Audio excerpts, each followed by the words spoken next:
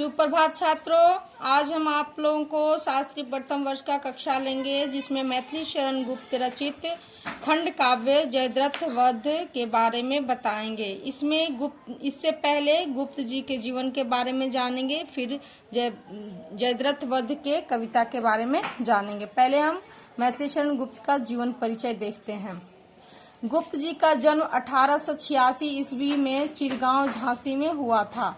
इनका निधन 1964 ईस्वी में हुआ था। ये द्विवेदी काल के सर्वाधिक लोकप्रिय कवि थे। गुप्त जी की आरंभिक रचनाएं कलकत्ता से निकलने वाले वैश्वकारक में प्रकाशित होती थीं। बाद में इनका परिचय आचार्य महावीर प्रसाद द्विवेदी से हुआ और इनकी कविताएं सरस्वती में प्रकाशित होने लगी। इनकी प्रथम पुस्तक रंग में भंग का प्रकाशन 1909 ईस्वी में हुआ, किंतु इनकी ख्याति का मूलाधार भारत भारती 1912 में है।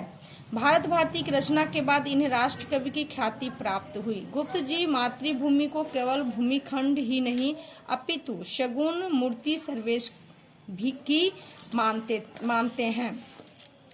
कहते हैं, नीलांबर परिधान हरित पट पर सुंदर है, सूर्य चंद्र युग मुकुट मेखला रत्नाकर है, नदियां प्रेम प्रवाह फूल तारे मंडल है, बंदी जन खग वृंद शेष फन सिंहासन है, करते अभिषेक पयोद है बलिहारी इस वेश की, हे मातृभूमि तू सत्य ही शगुन मूर्ति सर्वेश की।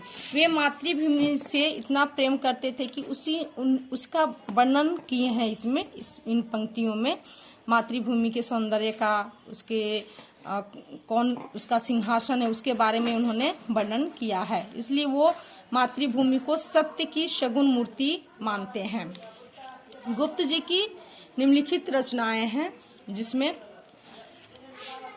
काव्य ग्रंथ है जयद्रथ वध 1910 ईस्वी, भारत भारती 1912 ईस्वी, पंचवटी 1925 ईस्वी, झंकार 1929 ईस्वी, साकेत 1913 ईस्वी, यशोधरा 1932 ईस्वी, द्वापर 1936 ईस्वी, जय भारत 1952 ईस्वी, विष्णुप्रिया 1957 ईस्वी।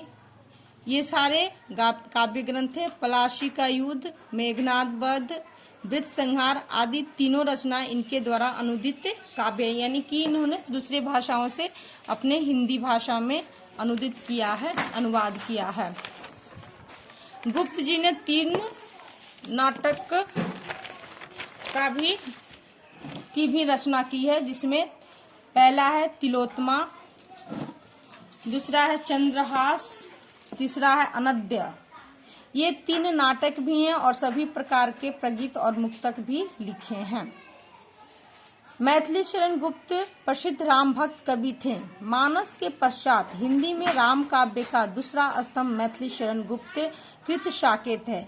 इन्होंने 2 महाकाव्य और 19 खंड काव्यों का प्रणयन किया। ये मूलतः प्रबंधकार थे।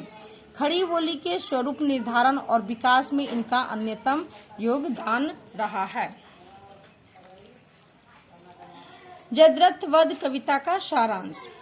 जयद्रथ वध मैथिली शरण गुप्त द्वारा रचित खंड काव्य है। इसका प्रकाशन 1910 में हुआ था। यह हरि गीतिका छंद में रचित है।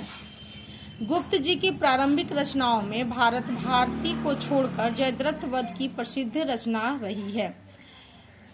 यह खंड काव्य 7 सर्गों में विभक्त है। इसमें महाभारत का वह प्रसंग वर्णित है जिसके अंतर्गत द्रोणाचार्य द्वारा चक्रव्यूह की रचना किए जाने से लेकर अर्जुन द्वारा जयद्रथ वध तक की कथा आ जाती है। महाभारत के युद्ध के समय द्रोणाचार्य के द्वारा बनाए गए चक्रव्यूह में अर्जुन की अनुपस्थिति में युद्ध के लिए अभिमन्यु को फंसाकर जब जयद्रथ वध द्वारा उसका वध कर दिया जाता है, तब युद्ध से लौटे हुए अर्जुन के लिए यह मृत्यु असहनीय होती है और वे जयद्रथ के वध करने का प्रतिज्ञा लेते हैं तथा उस लक्ष्य की प्राप्ति भी करते हैं। गुप्त जी ने महाभारत की कथा के इसी अंश को इस खंड काव्य का वर्ण विषय बनाया है। धन्यवाद छात्रों। इसके आगे हम अगले क्लास में बताएंगे आप लोगों को जयद्रथ वध के प्रथम सर्ग, द्वितीय सर्ग, जो भी जितने भी सर्ग हैं उनके बारे में हम अगले क्लास में आप लोगों को वर्णन करेंगे। धन्यवाद।